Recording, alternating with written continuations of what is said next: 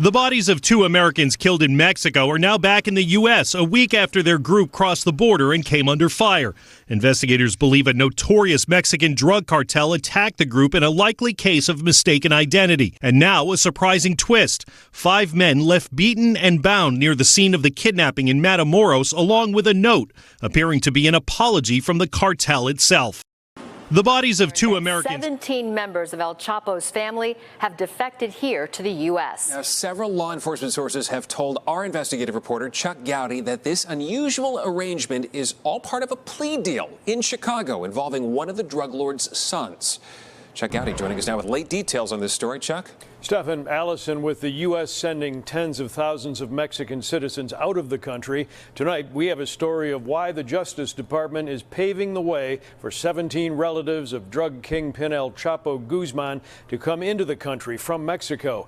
Chapo's kin tonight essentially defecting for their own safety as part of a guilty plea deal in Chicago by one of the drug lord's sons.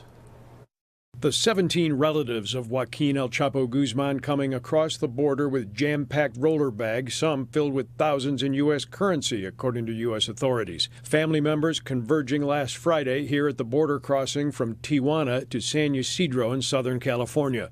This woman among the group, Guadalupe Lopez Perez, one of Chapo's ex-wives, and the mother of Chapo's sons, Ovidio Guzman and Joaquin Guzman Lopez. Both of Chapo's sons being held here in Chicago on major drug trafficking charges. As NBC5 Investigates reported last week, Ovidio Guzman has cut a deal with prosecutors at the Dirksen Federal Building and is scheduled to plead guilty in July. Several current and former federal sources who asked not to be named tonight tell NBC Chicago that the immigration of these 17 Chapo relatives, including a sister, were part of the deal that resulted in Ovidio's guilty plea. The government's immigration red carpet for kin of a drug dealer may come at a high price for Ovidio Guzman. His cooperation against other Sinaloa drug cartel officials who are in custody here. The exodus of El Chapo's blood relatives is a clear sign that they feared retaliation in Mexico, and their defection may signal an unexpected end to the family's decades-long reign atop a cartel that has long controlled 80% of Chicago's illicit street drugs. Let me be direct. To the leaders of the Sinaloa cartel, you are no longer the hunters.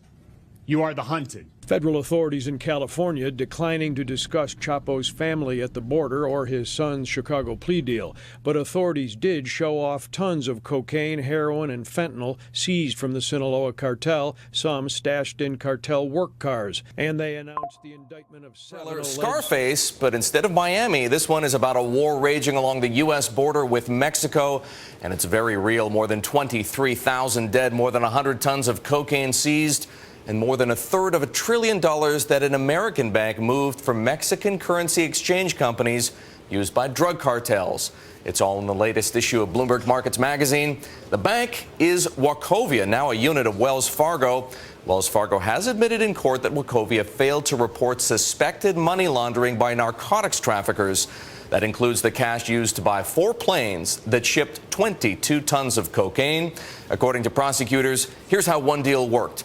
Drug smugglers in Mexico City wired $300,000 from a currency exchange to a Wachovia branch in Miami. Then they wired money from that branch to a Bank of America branch in Oklahoma City.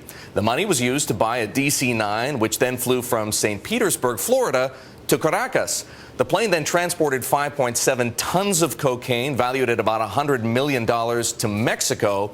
There, the crew was arrested. Wachovia has admitted it didn't do enough to spot illicit funds while handling $378 billion from Mexican currency exchange firms over a 3-year period. Wells Fargo, Wachovia's new owner, has paid $160 million in fines and penalties. If Wells Fargo keeps its pledge to improve its... They weren't exactly subtle with their riches. One drug lord was even allowed to have a zoo with lions and panthers and exotic cats. American officials hailed the verdict as the biggest win in the war on drugs since El Chapo was convicted in 2019 and sentenced to life in prison. But even as Garcia Luna now faces his own life sentence, his trial left some major questions unanswered. And sentenced to life in prison. But even as Garcia Luna now faces his own life sentence, his trial left some major questions unanswered. Garcia Luna worked closely with the FBI and DEA for more than a decade, and had contacts in the highest levels of the American government. In all that time, is it really possible that the Americans had no idea what he was up to? The trial itself didn't offer a lot of clarity on what the US knew and when. Prosecutors kept the case focused on corruption in Mexico, but the clear implication is that the Americans must have known more about Garcia Luna's cartel involvement than they've let on. Adam Isaacson has been monitoring American law enforcement efforts in Latin America for years and watched the Garcia Luna trial closely. It seems pretty clear that the DEA and other parts of the United States government knew that Garcia Luna was not somebody, that they could fully trust, and that in fact he may have been colluding with armed groups or with organized crime. But they still found him useful because he was going after other organized crime groups at the same time. That might be shocking, except the DEA has a long history of playing a dangerous game in Latin America, sending money and weapons of war to police and military units with terrible records of abuse. Unlike the trial of El Chapo, which was big news in the United States, Garcia Luna's case didn't get a lot of press. But some important members of Congress are starting to pay attention. Senator Chuck Grassley sent a letter to the heads of the DEA and FBI demanding an explanation for how Garcia Luna was able to work for the US while also helping El Chapo smuggle more than 100,000 pounds of cocaine across the border. Somehow, after 3 women and 6 children were killed by members of a Mexican drug cartel on Monday. And today, friends and relatives of the 9 Americans that were killed gathered for the first funerals. Hundreds gathered in white tents as mom and her 2 sons were laid to rest in the remote farming community of La Mora. The 9 were all members of the extended LeBaron family. They consider themselves Mormon, but aren't affiliated with the Mormon Church. Team 12's William Pitts joins us now in Studio 12A. And Will, what have you learned about the LeBaron family? Well, this community was founded at the turn of the 20th century as a sanctuary for polygamy. But in the 1970s, the family split, started a murder spree that claimed the lives of more than 25 people. Ruth Warner left LeBaron at age 15. Escaped is the word she used. She says she was sexually abused by her stepfather, a polygamist with 9 wives. Ruth has more than 40 siblings. She's come back to visit since and says she never felt safe. Benjamin LeBaron was murdered in 2009 after he spoke out against the cartels. It's kind of sad, actually, and very heartbreaking that it's come back to my family's life there in LeBaron with the drug cartels. So there's always been that history of violence, but it's just come from different places. When I was young, it came from our family. Her father, Joel, and uncle, Ervil, 2 brothers both believing they were prophets of God. Ervil broke away from Ruth's father, starting his own church, adhering to the concept of blood atonement. It was blood to pay for sins. The first to pay was his own brother, Ruth's dad. There were 3 men who beat him up badly and killed him. But I grew up still learning his philosophy. The community still, even today, follows many of his teachings. Ervil convinced his family and followers to kill at least 25 people in the 1970s and 80s before the cult fell apart. He was dubbed the Mormon Manson, sentenced to life in prison, where he died. 2 of his sons were arrested in Arizona for auto theft and eventually charged with more murders in 1988. After that, Ruth says there was a small period of peace until the cartels came along. It was the first thing that I noticed, that there were soldiers and guns and police everywhere. Now, mourning more violence after her relatives were gunned down. It is so scary. I can't imagine those little kids and what they saw. It's just absolutely devastating. Today, the first of 2 funerals for the victims of the LeBaron massacre. 3 mothers and 6 children ambushed on a dirt road. The cars shot and set on fire. 5 children were also shot and survived. The victims being laid to rest in LeBaron. Violence returning to a community so very familiar with it. And the last of the funerals for the victims of that shooting is set for tomorrow, guys. These are people who gave fentanyl to a man, watched him die, and then sent that same batch of fentanyl to the United States. They know that they are poisoning and killing Americans.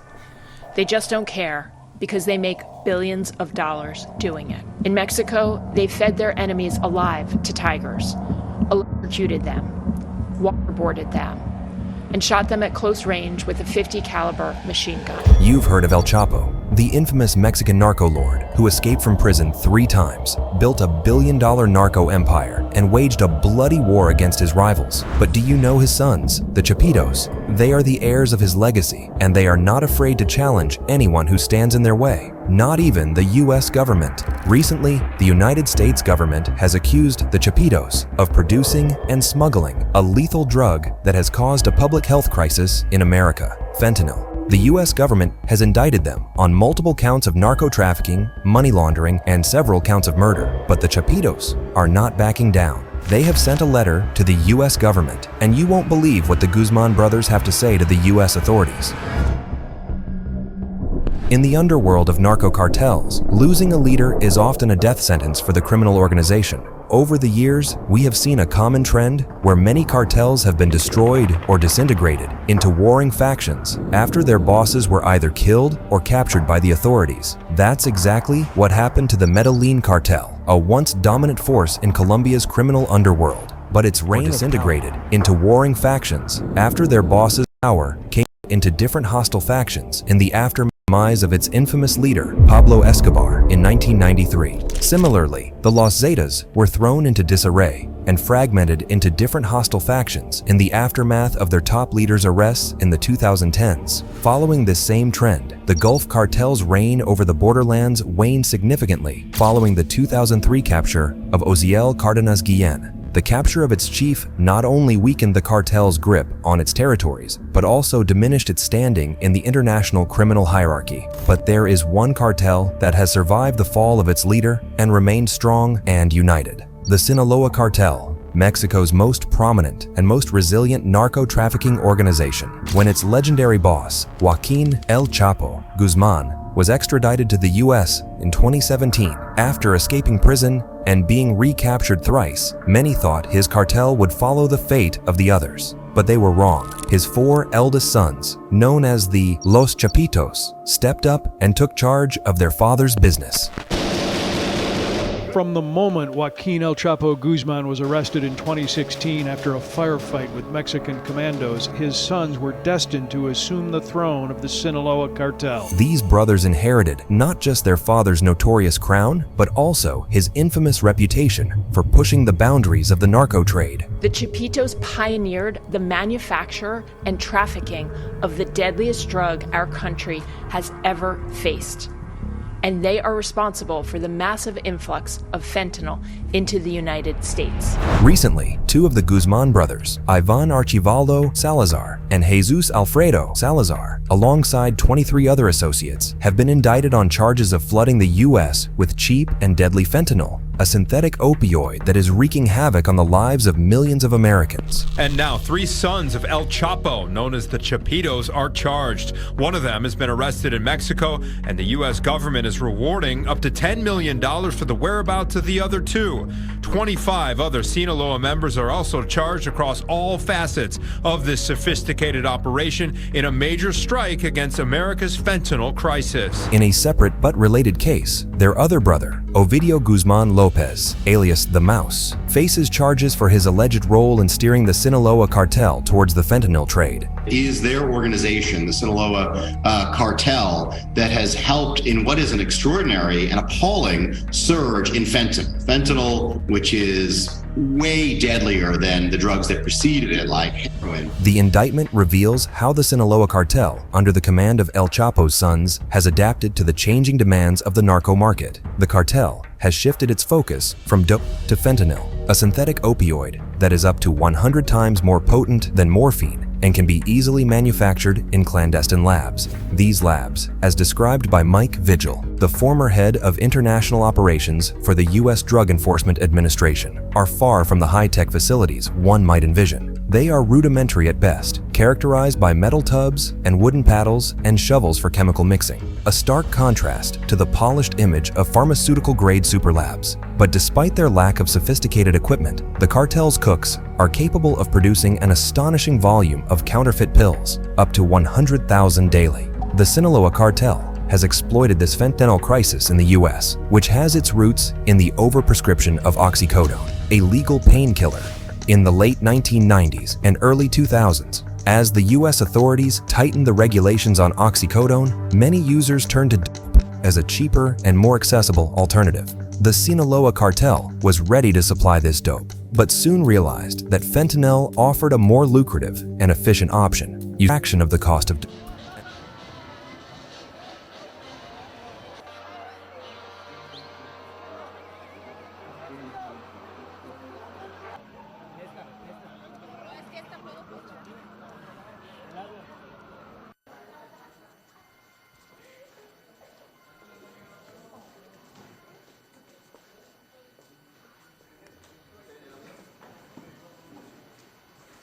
Constan 21 dictámenes periciales en ingeniería. La Procuraduría General de la República informa que personal adscrito a la Subprocuraduría Especializada en Investigación en Delincuencia Organizada de 15 de septiembre anónima